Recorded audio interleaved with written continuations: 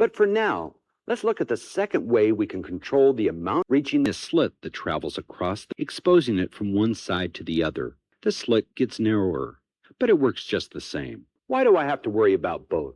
Then just exposing the, and we'll get into that later.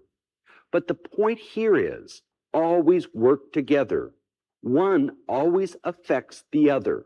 There's only so much of it, and you can't change that. Correctly exposed, if it's exposed to a certain amount of, no more, no less, and you can't change that either.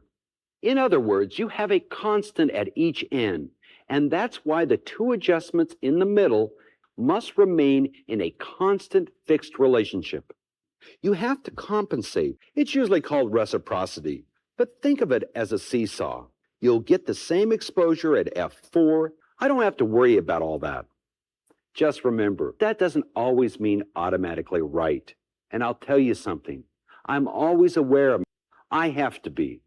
But you should start thinking that way too, because when you do, you'll be thinking, And we get a good exposure, one that's not too light or too dark.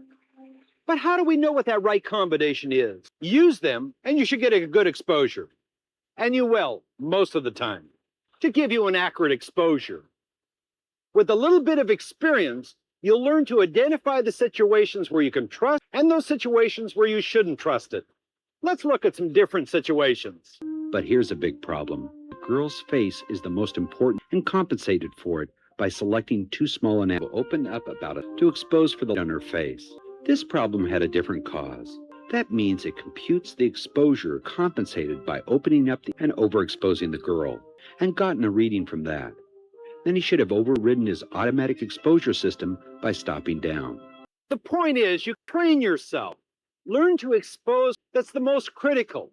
A person's face or an area where you want to see the most detail. If you have an AE system with memory lock, you can use that. Compensate by adjusting the exposure up or down. And another thing, if the shot's important, bracket your exposures. Most pros do it,